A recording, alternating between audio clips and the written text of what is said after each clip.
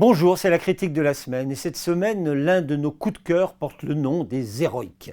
Parce que ce film brosse le portrait d'un homme avec une vérité, une humanité peu commune. Un homme qui est aussi pour le moins un personnage pittoresque, attachant et blessé. Un homme qui serait resté sur le quai quand tout le monde est déjà dans le train. Un être déconcertant que l'on a envie tour à tour de claquer et d'embrasser. Parce qu'autour du personnage principal incarné par François Creton, dont nous reparlerons, le film propose toute une brochette de comédiens que nous aimons. Clotilde Courreau, qui peut tout jouer, même les princesses. Ariane Ascari, toujours juste et empathique, même lorsqu'elle commet une infidélité cinématographique à Robert Guédiguian. Richard Boringer, pas vraiment flamboyant, franchement fatigué, même, mais qui exhibe avec superbe ses blessures et même sa déchéance. Compte tenu du sentiment qui est rapidement le nôtre, qu'il n'existe pas plus d'une feuille de papier à cigarette entre la réalité et la fiction dans le film de Maxime Roy, nous lui souhaitons en tout cas de rester le plus loin possible de ce que vit son personnage. Parce que Maxime Roy, qui signe ici son premier long métrage, est d'une certaine manière aux antipodes du formalisme un rien hautain de ses premiers courts-métrages.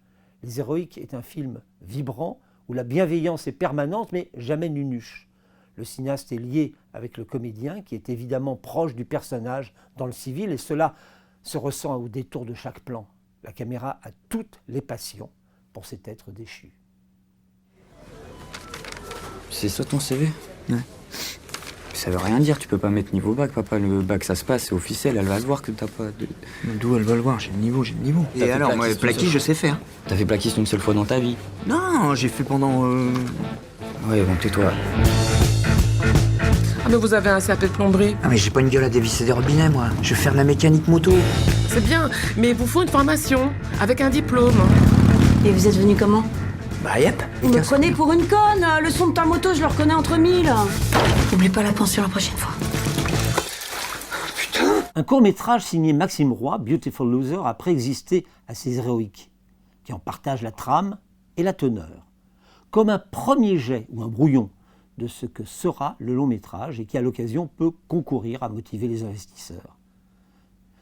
Il n'est pas le seul cas de son espèce. On se souvient de Before comme un teaser de ce que sera Les Enfants de Timpleback de Nicolas Barry, son premier long, de I Got a Woman, un pétillant résumé du futur Ma femme est une actrice d'Yvan Attal, son premier long, ou du format court de Lune froide qui préfigure le format long, signé Patrick Bouchitet. Un premier long. Tout comme les héroïques. Le portrait d'un homme qui, parvenu à la cinquantaine, doit se rendre à l'évidence pour avoir voulu vivre à l'écart des normes sociales habituelles. Il s'est fourvoyé dans une impasse quasi totale.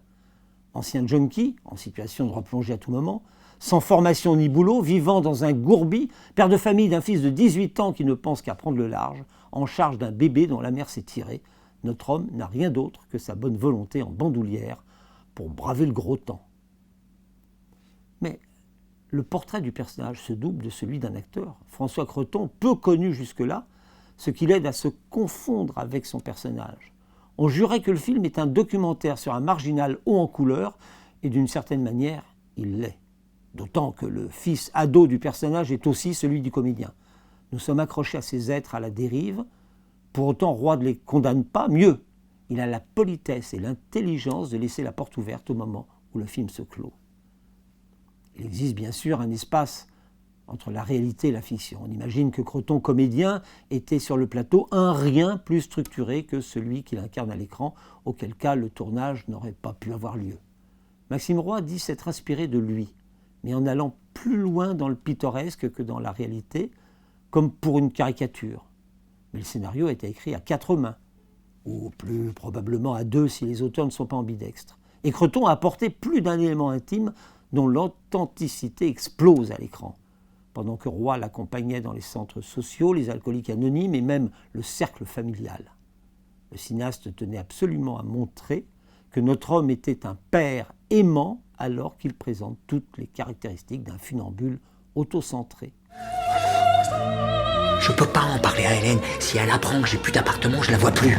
Tu vas rester combien de temps? Pas longtemps, t'inquiète pas. Mais c'est ton père, merde. Après ce que tu lui en as fait baver, tu pourrais un peu t'occuper de lui. Mais dis quelque chose, quoi! Mon petit te propose du boulot, là, quand même! Si j'ai un problème et que je bois, j'ai 2 problèmes. ça marche. Si moi j'y suis arrivé, pourquoi t'y arriverais pas? Moi aussi, j'ai envie de poser ma tête sur l'épaule de quelqu'un. Sur l'épaule de qui? Pas toi. Question de point de vue, question d'éthique. Il est devenu si facile de broyer du noir. Le cinéaste ne cache rien des blessures profondes du personnage, mais considère que le cinéma doit apporter un peu de lumière. Et contrairement à Jerry Schatzberg, par exemple, qui dans Panic à Needle Park avait confié à Al Pacino le rôle d'un junkie au bout du rouleau, film excellent au demeurant, Roy prend la précaution de laisser la porte ouverte en sortant. Le cinéaste a visiblement la passion des marginaux, des laissés pour compte, de ceux qui ont le cul entre deux chaises. Avant Beautiful Loser, qui préfigure donc les héroïques, il lui ressemble comme deux gouttes d'eau, à ceci près que c'est Romane Boringer qui incarnait la mère du bébé en lieu et place de Clotilde Courreau. Maxime Roy avait signé un autre court-métrage particulièrement inspiré, Sole Mio, qui raconte la drôle de relation entre un fils et son père au moment où ce dernier va passer sur le billard pour changer de sexe. Nulle complaisance, nul voyeurisme, mais une empathie d'autant plus grande que là aussi, les comédiens interprétaient ceux qu'ils étaient à la ville. Maxime Roy possède une vraie fibre sociale qui brille au détour de chaque plan, ou presque. Il se place clairement dans le sillage de Loach, des Dardennes, de Guédiguian. Il pourrait être en moins bonne compagnie. J'ai fait des trucs pas cool, quoi.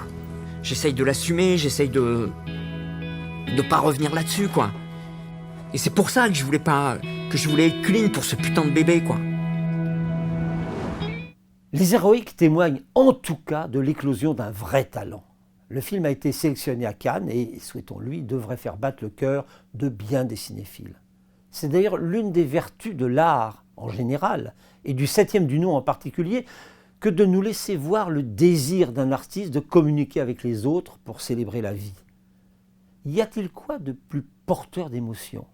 Maxime Roy possède une bienveillance sans laquelle ces images seraient sans doute un peu sèches, mais il fait également montre d'un sens de la mise en scène et d'une capacité à tirer le meilleur de ses comédiens que l'on ne peut qu'applaudir.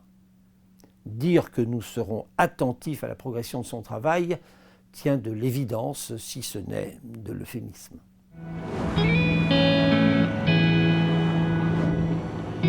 Tu peux douter que la vérité soit parfois mensonge. W.S. William Shakespeare. Toute jamais, mon amour.